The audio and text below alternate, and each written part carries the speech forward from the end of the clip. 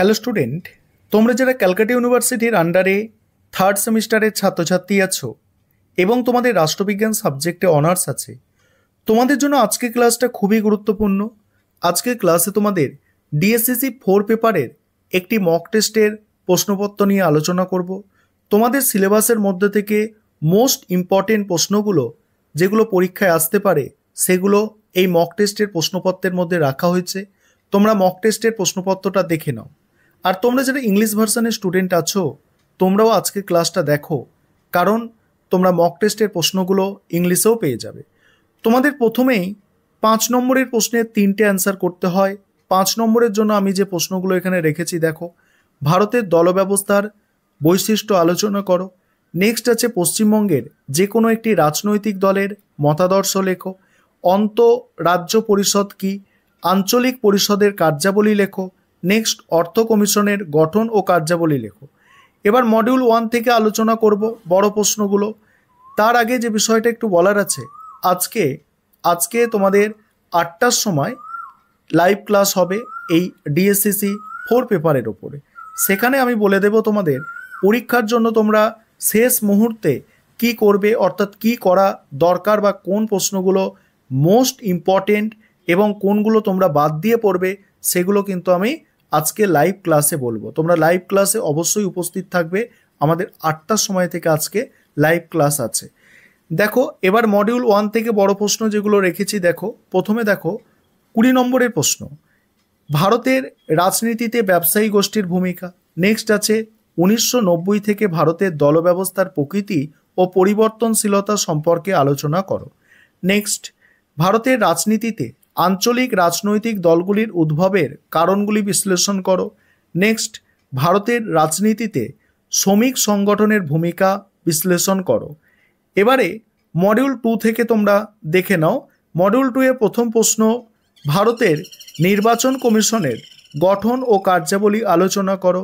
Next আছে যুক্তরাষ্ট্রীয় ব্যবস্থায় অন্তঃসরকারি ফোরামের গঠন কার্যাবলীর ভূমিকা বিশ্লেষণ করো।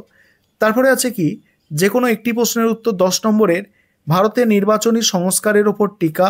নেক্সট আছে দেখো, গণতন্ত্রে সিভিল সার্ভিসের ভূমিকা ও বিবর্তন সম্পর্কে আলোচনা করো। এবার তোমরা যারা ইংলিশ ভার্সনের স্টুডেন্ট আছো তোমরা দেখে নাও, আর তোমাদের আমি সাজেশনটাও দেখিয়ে দেবো। অর্থাৎ তোমাদের এটা মক টেস্টের কোয়েশ্চেন, এবার তোমরা একটু সাজেশনটা দেখে নেবে যে আমাদের যে সাজেশনটা তৈরি করা হয়েছিল, আর সাজেশনটা আগেও আমি তোমাদের দিয়েছি, আর শেষ মুহূর্তে দেওয়ার কারণ হচ্ছে তোমরা যারা নতুন ভিজিট করছো চ্যানেলে, তোমরাও যাতে মিস না করে যাও, অর্থাৎ তোমরাও যাতে সাজেশন দেখতে পারো, সেই কারণে তোমরা একটু সাজেশনটা দেখে নাও তোমরা সাজেশনটা। এখানে আছে দেখো 10-20 নম্বরের জন্য যেগুলো করতে হবে, ব্যবসায়ী গোষ্ঠীর ভূমিকা মোস্ট ইম্পর্টেন্ট মডিউল 1 থেকে।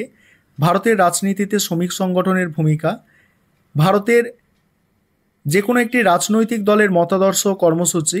এটা তোমাদের আমি আগেও বলেছি, জাতীয় দলের লিখবে, হয় তোমরা বিজেপি করবে, না হয়তো কংগ্রেস করবে। তারপরে দেখো দলব্যবস্থার প্রকৃতি ও পরিবর্তনশীলতা, সমকালীন ভারতীয় রাজনীতিতে কৃষক সংগঠনগুলির ভূমিকা, ভারতের দলব্যবস্থার বৈশিষ্ট্য আছে। বাকিগুলো এখানে দেখো মডিউল 1-এর। এবার মডিউল 2-এ দেখো, মডিউল 2-এ নির্বাচন কমিশনের গঠন কার্যাবলী আর নির্বাচনী সংস্কারের ওপর টিকা, আর ভারতীয় গণতন্ত্রে নির্বাচন কমিশনের ভূমিকা। 1 আর 3 প্রশ্নের উত্তর কিছুটা এক। এই দুটো প্রশ্ন, অর্থাৎ এই 3টে প্রশ্ন অবশ্যই তোমাদের দেখতে হবে। তারপর দেখো যুক্তরাষ্ট্রীয় ব্যবস্থায় অন্তঃসরকারি ফোরাম, অন্তরাজ্য পরিষদ ও আঞ্চলিক পরিষদ, অর্থ কমিশন সম্পর্কে জানতে হবে, গণতন্ত্রে সিভিল সার্ভিসের ভূমিকা ও বিবর্তন দেখে নাও। বাকি প্রশ্ন দেখো। এবার 5 নম্বরের যেগুলো আছে দেখো, 5 নম্বরের প্রশ্নগুলো তোমরা একটু দেখে নাও। আমি খুব ধীরে ধীরে স্ক্রল করে যাচ্ছি, তোমরা 5 নম্বরের প্রশ্নগুলো একটু দেখে নাও। আর এবার তোমরা যারা ইংলিশ ভার্সনের স্টুডেন্ট আছো তোমরা দেখে নাও, ইংলিশ ভার্সনের যারা আছো তোমরা এবারে দেখে নাও একটু। আর এই সাজেশন আমি কালকেও তোমাদের আমি আলোচনা করেছিলাম, আবারও বললাম যে যাদের দেখা হয়ে গেছে তোমরা স্কিপ করে যাবে, এবং যারা চ্যানেলে নতুন ভিজিট করছো তোমরা দেখে নেবে। ঠিক আছে, দেখে নাও, সম্পূর্ণ সাজেশন তোমরা দেখে নাও। আর 8টার সময় কিন্তু তোমরা থাকবে, লাইভ ক্লাস আছে। ঠিক আছে, লাইভ ক্লাস 8টা থেকে আছে, সেখানে আমি ডিসকাস করব প্রশ্ন নিয়ে। দেখে নাও তোমরা, দেখো সম্পূর্ণ